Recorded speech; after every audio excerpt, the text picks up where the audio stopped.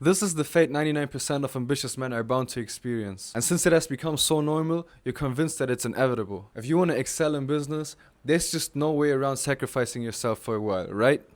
Nah, wrong. In this video I'm gonna show you a psychological breakdown of why exactly success is the biggest threat to a man's competitive edge, and how men consistently go from being weapons to turning into harmless office puppies. And why should you care? So you can stay dangerous. Stay dangerous while all of the other guys around you are left behind. Because at the end of the video, I have a massive resource for you. It's a step-by-step method that guides you exactly in how to keep your killer instinct alive. But first of all, who am I even to talk on these kind of topics? Why would you trust another random guy online who claims to figure it all out?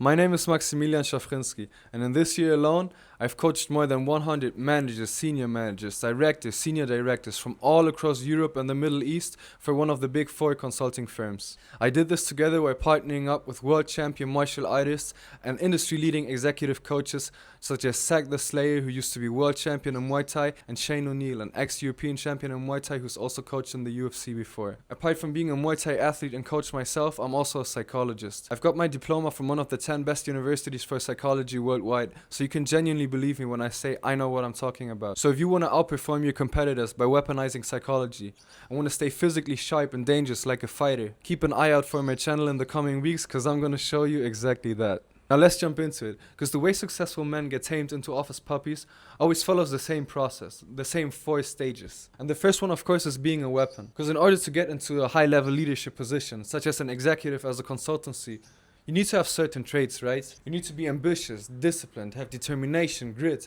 and put in a lot of hard work. Apparently it takes a man to be on the hunt in order to get there. So what do? You hunt and hunt and hunt. You show up at your absolute best, sharp, high output. And you see rewards, promotions, clients closed, bonuses achieved. Shit, that salary tastes good, huh? And because you get closer to your goal, what do? You double down. But what does doubling down on something mean in return? It means cutting half something else. Now the sense of I'm a successful businessman starts growing and gets wired into your identity. So whenever you're confronted with a decision, do I continue to work or do I do something else? You know what you're gonna choose. You tell yourself, I'm prioritizing work right now.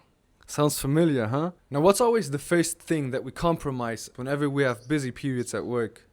It's ourselves. And this way you stop doing all the things that make you sharp and become successful in the first place. Now at this point you built the life everyone, including yourself, always wanted, but started killing the man who built it. And this is where we enter the second phase, the ego trap.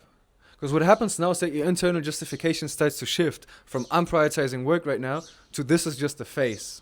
I'm gonna get back to it afterwards. I could do it right now, but I'm choosing not to. And this is the exact ego trap that every successful man will be tested and tempted by. Because suddenly neglecting yourself can be justified by calling it a sacrifice and temporary. This way the excuse I'm prioritizing work right now becomes highly acceptable and highly accessible to you mentally. And you're presented with an easy way out to not feel guilty and stroke your ego while losing your killer edge. And before you realize that the very success that you chased so hard ended up taming you. And this is why the third phase is called the office puppy. You really think about it, brother. How many of the high-level leaders around you still radiate that they're a threat? 99% of successful men look like a sack of potatoes, right? And that's when one day you look in the mirror and you're barely even able to recognize yourself because all you see is a shadow of who you used to be. And now it gets ugly because now the shame starts kicking in. Now you get scared to be seen by others because you know damn well that your puffy face tells the whole story before you can even say a word. And that's where the final stage starts. The ghost, the hollow shell. Because the irony about all of this is that your brain still associates hard work with a reward, with feeling good about yourself, with having become successful. And then your first instinct is to try doing what? Reverse this whole process by working even harder. But I'll tell you, all this does is keeping you stuck, putting in even more effort without getting a return, without getting any closer to reclaiming that old version of yourself that you desire to have back so much. So you burn and burn and burn while virtually achieving no progress. And listen, there's no shame in noticing you've strayed a little off track, right? If anything, this video has shown you exactly why becoming softer is bound to happen to you as a successful man. It's in the very nature of the process. But it's up to you now to not let it finish you.